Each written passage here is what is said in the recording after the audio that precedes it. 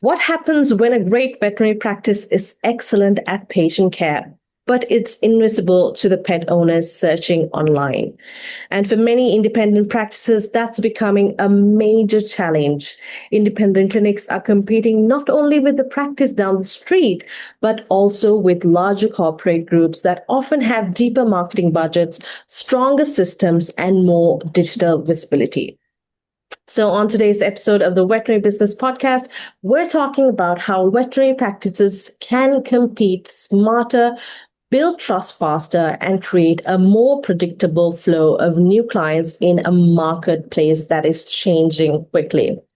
Our guest is Cebron Walker, CEO of Walker Kreative, a St. Petersburg, Florida-based marketing and creative agency.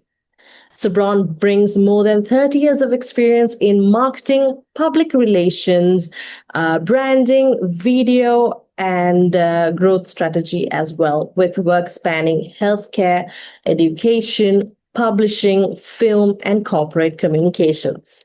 He is also the author of the upcoming book, Veterinary Marketing. It is a handbook focused on helping veterinary practices build a predictable new client engine, use AI-driven marketing strategies, improve digital presence, and grow sustainably in the AI era. So today we'll explore the future of veterinary marketing, how independent practices can stand out against corporate competitors, and what practice owners should be doing now to turn visibility into measurable growth. Cebron, welcome to the Veterinary Business Podcast. I'm really excited to dive into the conversation because I think a lot of practice owners are feeling this shift right now. Oh, it's fantastic. And thank you very much. What a wonderful introduction. That was beautiful. So your new book, right? It talks a lot about helping veterinary practices build a predictable new client engine. What does that actually look like in practice today? Well, today we have, and as you pointed out, such incredible competition and noise in the marketplace. And so I think as business owners of any type of business, but specifically and particularly veterinary practice owners that are independent, how do they compete? They don't necessarily have the budgets. How do they stand out in their market? When maybe there's a few other vet practices of choice and then the corporate offices. And my book, Veterinary Marketing, is for them. I've been doing this game of marketing and PR for over 30 years, but I've been working with veterinary clinics for about 10 years now from my agency, Walker Kreative. And I felt that it was time after getting the chance to help these individuals that own vet practices so long, and many of my clients have been with me many years, and I thought, well, I'm only going to be able to reach in my lifetime so many, if I'm lucky, right?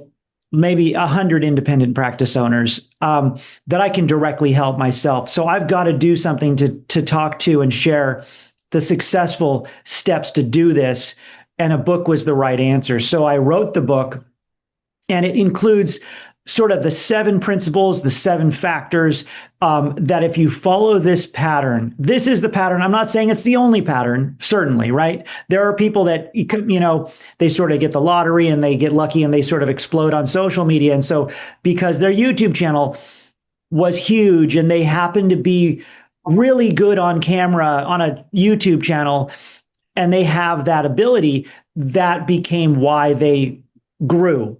And so there are outliers that have something that made them grow big, and that's wonderful, right? But for everybody in a general sense, we have found a pattern at Walker Kreative from working directly with practices that if we follow this pattern, it works. We just know it works. And like I said, it may not be the only thing that works, but this does work. And it makes you stand out as an independent practice owner. And there's sort of a flywheel. I sort of explain it by the end of the book that sort of, if let's say a pottery wheel, if you're doing pottery, and you spin the wheel, and it's got this concrete wheel at the bottom. If anybody's done that as a child, I know I had to go to pottery class, and once you get this thing moving, it tends to keep moving on its own. And so I use that concept by the end of the book of a flywheel effect, that once you've gotten all 7 of these factors really in place for your practice, that you have that flywheel effect going, and then the momentum is a lot easier through the years to keep going.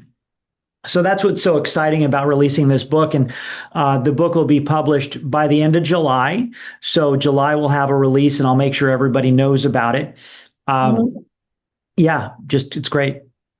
Yeah, absolutely. Now we're seeing more corporate groups buying veterinary practices, right? And they often have bigger budgets and stronger visibility. So where do independent practices still have an advantage?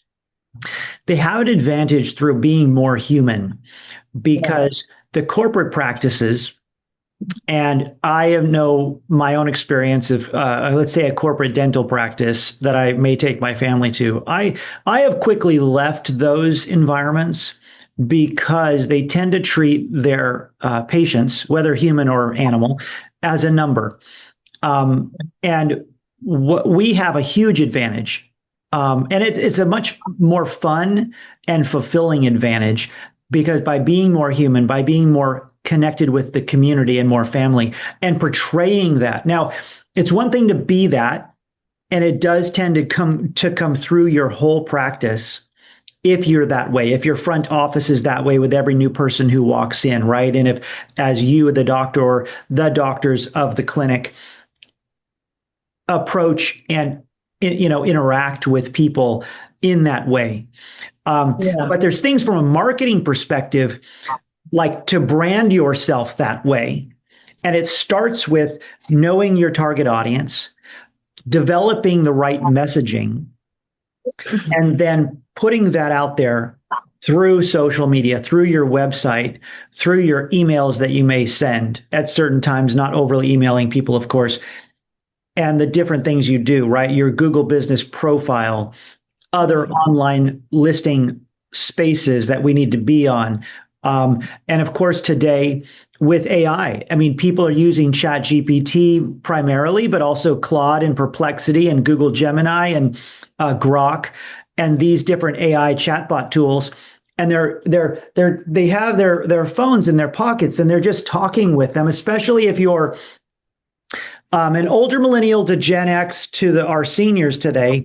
Those people tend to work like Googling and with a computer and a desktop. But your younger audiences that do have pets, that are starting families, they're just talking to these phones, and they're asking for recommendations from ChatGPT or Claude or whatever their choice is, right?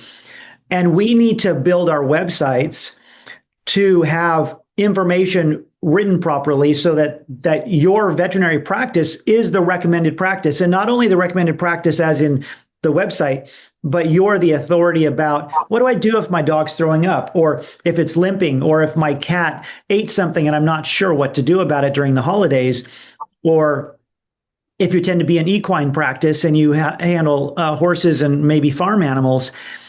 If different things are happening with your animals, they're just going to ask for recommendations. You want to be the source of those recommendations, where your tips, tricks, information is provided. And then you see that, oh, well, this doctor is serving people at this clinic and they're 10 miles away.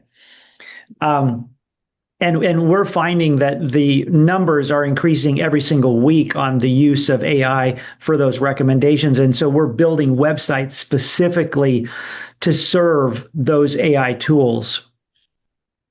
Yeah, of course.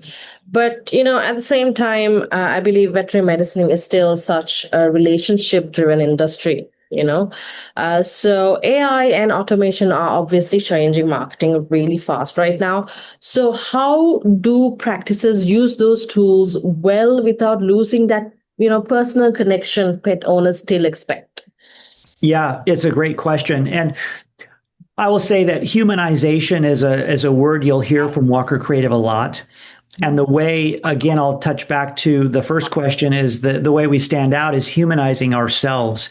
And so while we do that inside the practice through our interactions, the way we show our practice through our website, through our social media, is real pictures, real photos, and real communication. So when we land on a website, especially if it's a corporate website, you will tend to see, and you could immediately do an exercise now or after the podcast and Google some corporate websites. You will find stock photos of maybe a really perfect looking family with perfect kittens or perfect pets, perfect dogs, and they're, playing in the grass, right? Yeah.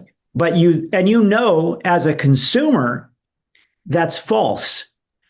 And so the trust signals tend to get lost, and there's less trust signals and more like, oh, they're not being honest with what this clinic really looks like and is inside in the doctors, because I'm not seeing anybody. I'm seeing like fake photos, fake videos. When then I go, even potentially subconsciously as a consumer, I then look for something else because it doesn't feel right. And then I land on a community clinic that's a private clinic, and I see real video and pictures of the doctor or doctors interacting with real clients with their real pets throughout the homepage. Or if I go to, dog dental services page, and I see a little 1-minute video from the doctor that's explaining. So when you come in for dental, we're not only going to do this and this and this, but we're actually addressing all the different things that could happen with a pet that doesn't get their dental fixed. It's not only bad breath that's the problem, right? And they really explain it to me. I have trust. I now know that doctor knows what he's talking about, and it's a real person. And so we stand out. It's much more a factor than we may really think about.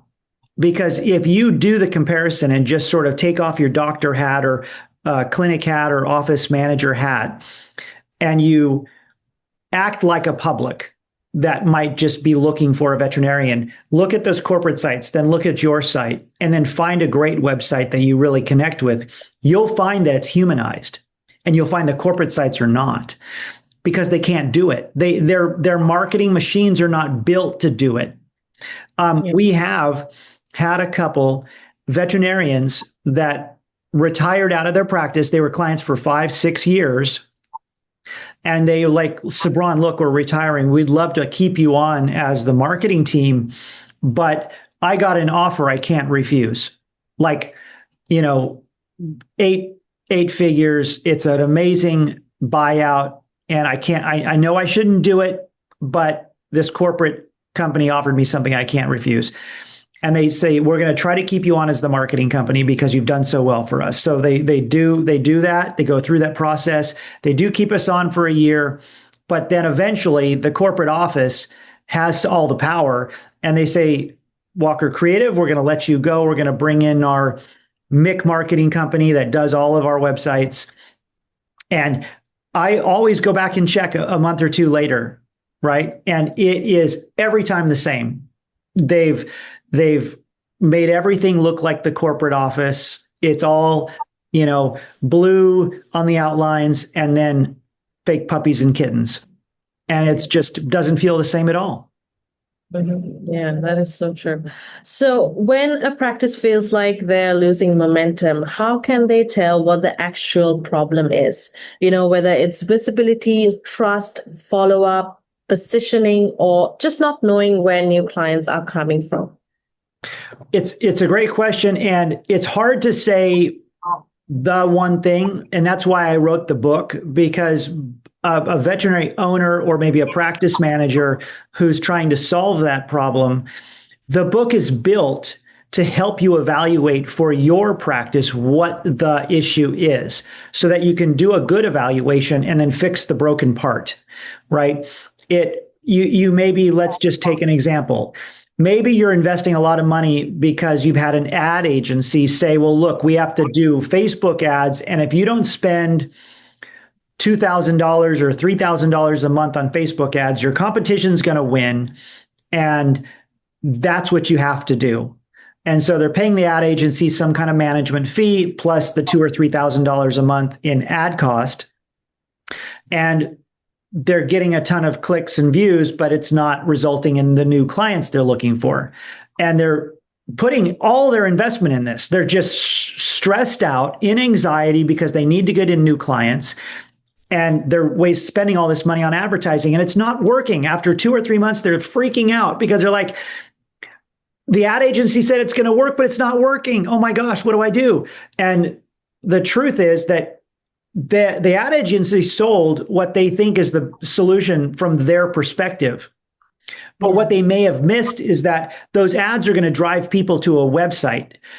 It does the page they land on work well to convert them into, from leads to someone who's scheduled an appointment. And if you haven't humanized your website, and not only that, not only humanized your website, but built it to be very welcoming and make that human connection so that they want to click on the right button to make the schedule, call in, or whatever they're going to do. But a lot of people today, especially like I said, these millennials and younger that have new families and new pets in the house, they are going to check your socials, right? They're not necessarily going to just believe an ad. They'll see an ad, they'll go, okay, actually, my dog is doing this or that, or I have a new puppy or kitten, and so I should take them to a vet to get them checked out just because they're new. So they've seen an ad. They're not just going to click the ad and come right in. They're now going to check your socials. They're going to see, is this a great clinic that shares videos and pictures on their Facebook, on their Instagram, maybe on their TikTok? I would say Facebook and Instagram, just for everybody, is sort of the foundation because, Meta owns Facebook and Instagram both. So if you could, most people probably know at this point, you can post to one or the other, and then it'll post to the other one. So that's fine. And it's the most simple approach to your social media. So let's say you're posting really good to Instagram and you have good photos and good videos. And so this millennial consumer sees an ad and they go, oh, that's right, I need to do that. So now they check your socials to see about that trust factor, because it is a thing they do. Most everybody will check other places before they decide. And they check your socials. Well, let's say that ad agency said it's just doing ads and they didn't address your social, and they go to the social feed and there's nothing there. Or once a week, there's a post that's been some graphic from Canva that's not human. It's using a fake picture, or it's just some kind of graphic about, a pet tip or something. And it's not interesting at all. And in today's social world, they're just going to scroll right past it. They're not going to look at it because there's nothing to engage with. So you have to see, and it's laid out in the book, or it would be laid out, of course, if you were to do an interview with me and we do a free consult and review what's going on for your practice. But we'd find what's broken in the system, in the flywheel. We'd find the broken piece and fix that aspect. So maybe the ads would work if the website was fixed properly, and then the social media was fixed properly. And none of this is super hard to do. It's almost more of a coaching point to help you get these things in place. And then the ads will work. Now the investment in the ads will work. But until these other things are fixed, you could be wasting a lot of money. Mm-hmm. So that's just one example of what you might find as you read through the book and you go, oh, that's something I need to address. Yeah. Now, when you talk about humanizing your website, humanizing your social media, would you be able to give 1 or 2 tips on how veterinary practices can do exactly that? Totally. Well, first of all, we all have these devices in our phones, and the newer ones have great cameras. So for no investment at all, except for maybe some staff time, you can assign somebody to go take photos around the practice of people doing stuff. If you wanted to really get one more step up from that, you could go and look on social media and get some ideas of what veterinary practices videos they're making, fun videos, things that are cute in a vet practice, and take a little video of that. Start posting those to your social feed, right? Every other day. 2 or 3 times a week is fine. You don't need to be crazy. You don't need to do it every day. It just isn't necessary. 2 or 3 times a day.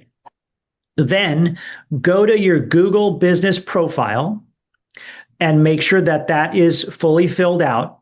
And that's really important. Your Google business profile is sort of the second main location for your business online, your website being your business online. But your Google business profile should have tons of photos in the profile about the practice. A photo of the outside of the building as the main photo, your logo, and then lots of photos of things happening in your practice, people helping animals, doing the work of the veterinary clinic. So many clinics I've started working with had not really set up their Google business profile with all the information that's allowed there. You can also do updates on your Google business profile, which are sort of like Facebook posts. You can put a picture, you can put information. And so it's sort of like another social platform. So do your Instagram and Facebook, do your Google business profile, and then put updates on Google. That also signals Google that you're an active business and helps your SEO, your search engine optimization, so you show up in searches. And don't mistake the fact that, yes, AI is becoming more and more as a tool for people, but it doesn't mean SEO is not vital still. The majority of people are still searching on Google for businesses. So SEO and Googling is still very important. So do that work. But AI is just moving up as more and more used. So take those photos, put them on social, put them on Google, and then take some of those pictures you've taken and maybe not in vertical. Like for social media, your photos will be vertical using your phone like this. But for like a photograph of all the staff as a team, and then individual staff photos, and then staff holding animals for the homepage, and take those photos this way in your horizontal format, right? So you can crop them in a good way, right? And always take your photos with the camera facing that way, not in your selfie mode.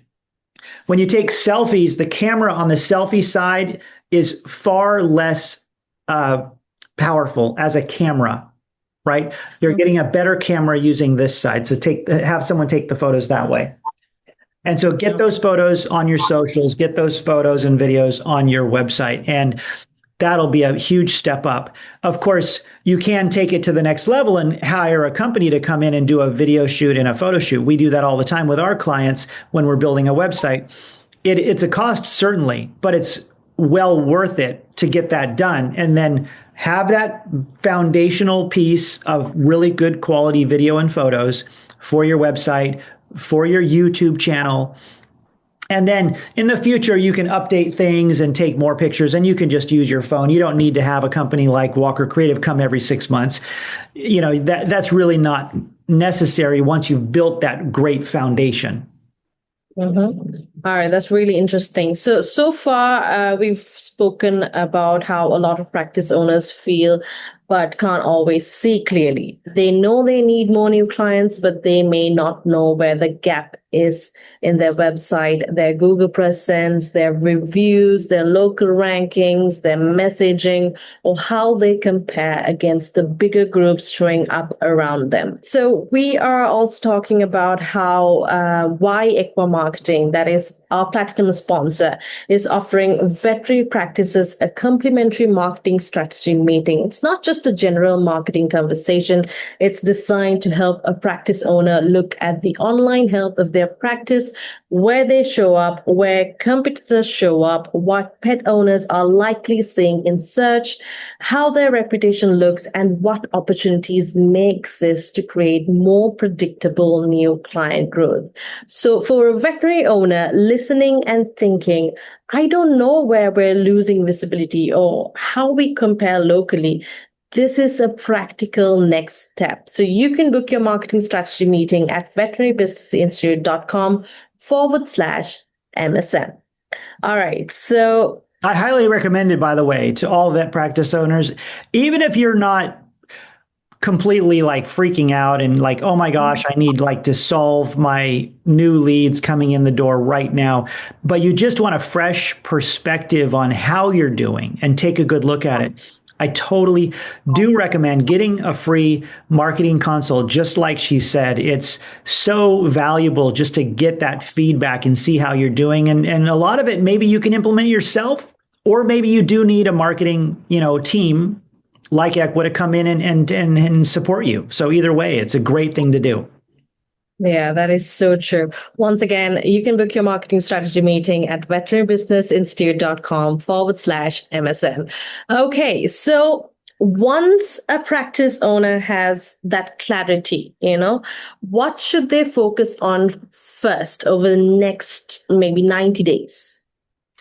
I would say once you've got that clarity and once you've got that foundation in, you have good social posts getting done every 2-3 days in a week, you have your website humanized, and you've ensured that you have landing pages on, dental, laser therapy. If you, let's say if you happen to do acupuncture and that's a big part of your practice, then you'd have a good landing page for that. Or if you're an equine practice and you do on-site visits at a farm or something like that for horses, whatever the different main services that you want to market and get leads for, those landing pages are well set up to give the information that people are looking for that may come right from an ad to that page, and then have a good call to action.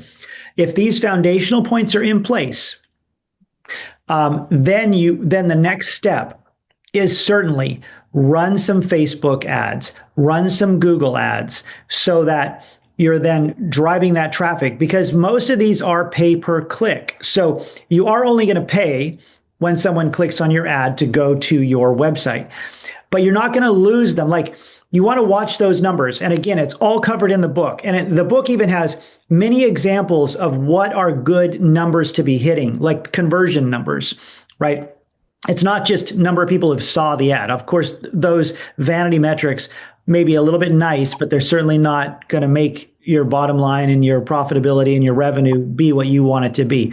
We need to know all the numbers of how those ads are working to get them to your site and then converting to a scheduled appointment.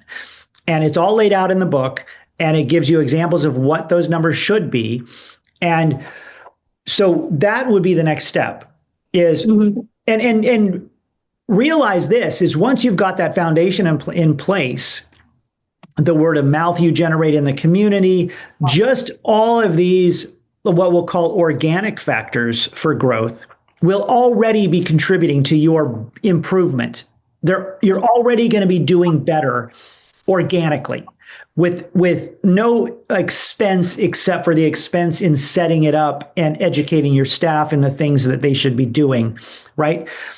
So with that organic level, you're going to be doing much better.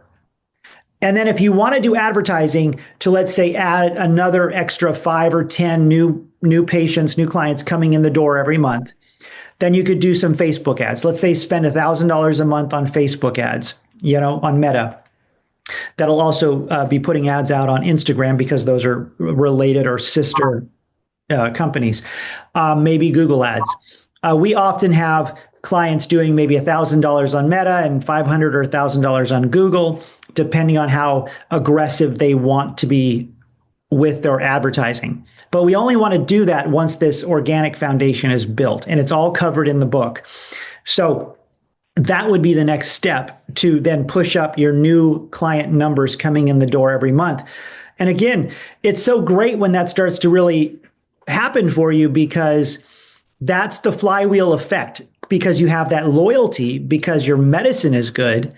So then your long-term growth is very sustainable and very trackable, and it's the stress factor comes off, because those people are not going to be all coming in for one service, for that one pet appointment. Now they're going to come back every 6 months or every year, and they're going to spend more money with you over the lifetime of that pet. And then certainly they'll get a new pet and bring that pet in, right? So then it's just up to you to deliver great service, and that flywheel effect really goes in motion, and it's hard to slow down, really. Yeah, that is absolutely right. So there were so many practical takeaways in this conversation. Now, Cebron, before we end this podcast, would you also tell us more about your book? So the book is Veterinary Marketing, and the book is written and it's actually going through the publishing phase, right? So it's being typeset and it's being ready to be prepared for release. And I'm so excited about it. And I appreciate you giving me the opportunity to talk about it. But it's called Build a Predictable New Client Engine, Veterinary Marketing. And once it's on Amazon, it's going to be very easy to find because you just go Veterinary Marketing Book from Cebron Walker.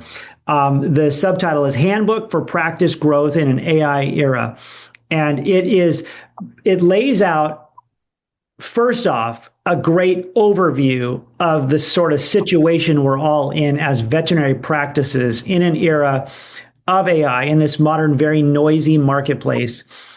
Also with large corporate buying up practices, right? So it lays out that where we stand, and then it gets into the 7 sort of factors of growth in sequence, so you really understand it. And I've laid it out in language I hope it makes clear sense to veterinary owners, veterinary students, practice managers, people that an owner wants to read the book and implement it so they can hand it to other.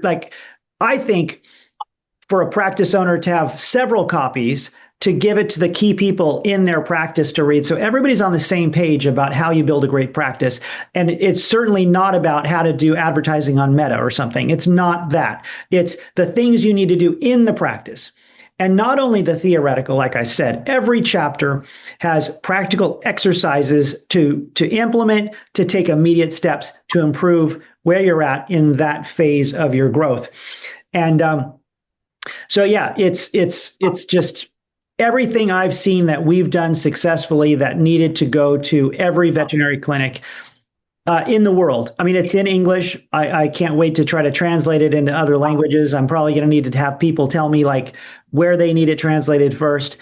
But certainly it's exciting to be able to help as many vet clinics as I possibly can that I'm not able to reach with myself. That's true. Okay, absolutely. That's amazing. Cebron, thank you so much for joining us on the Veterinary Business Podcast.